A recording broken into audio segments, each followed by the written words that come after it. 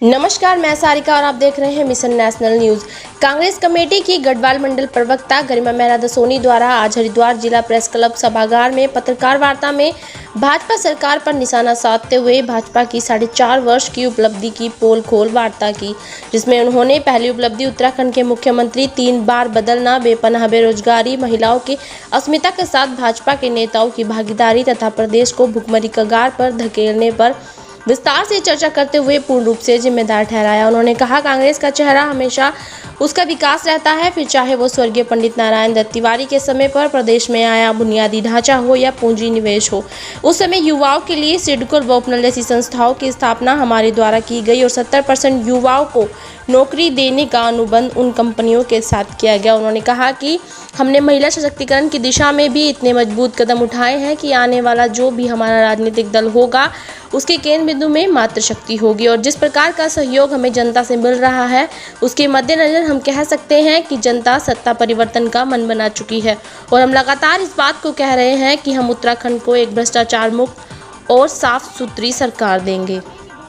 लगातार जारी है। पूरे गढ़वाल मंडल में भ्रमण करने के बाद आज यहाँ गंगा नगरी हरिद्वार पहुँची हूँ और इसमें पूरे 4.25 साल का जो प्रचंड बहुमत और डबल इंजन का जो कार्यकाल, जो क्रूर और निरंकुश, उदासीन, निराशाजनक जो कार्यकाल रहा है, उसको लेकर आप सबके बीच में आई हूँ। और मुझे ये पूर्ण विश्वास है कि मेरे वक्तव्य से आप लोगों के माध्यम से जन जन तक हमारी आवाज़ पहुँचेगी। ऐसा मैं आप लोगों के ऊपर विश्वास, चौथे स्तंभ के ऊपर मुझे विश्वास है कि जनता तक इस सरकार के द्वारा जो कुठाराघात, जो छलावा जनता के साथ किया गया है वो पहुंचाने का आप लोग कष्ट करेंगे।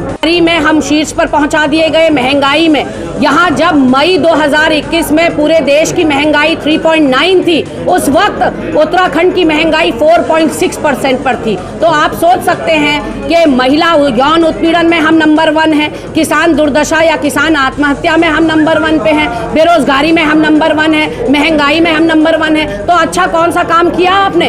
आपको इतना प्रेम और विश्वास यहाँ की जनता ने दिया, प्रचंड बहुमत दिया, आप भी तो कुछ सौगात डालते, कोई ग्रीन बोनस देते, विशेष राज्य का आर्थिक पैकेज देते। आप यहाँ की जनता के लिए कोई तो सौगात केंद्र सरकार से लाते। आपने डबल इंजन मांगा क्यों? इसलिए कि आप कर्ज पर कर्ज लें, कर्मचारियों को तनख्वाह देने के लिए आपके पास पैसा नहीं है और बतौलेबाज मुख्यमंत्री एक के बाद एक आप बदल रहे हैं जो सिर्फ मुखौटा हैं। आपने अगर विकास कार्य किया होता तो आज 18 प्रदेशों के मुख्यमंत्री को उत्तराखंड नहीं आना पड़ता।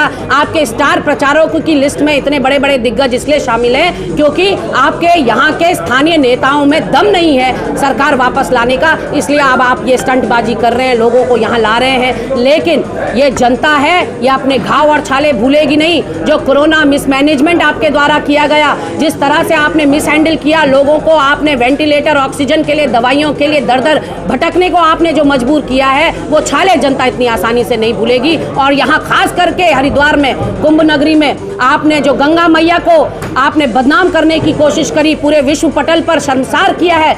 आपने कोरोना टेस्ट घोटाले में संरक्षण आप दे रहे हैं। जो लोग इसमें संलिप्त हैं, आप लगातार उनको बचाने का प्रयास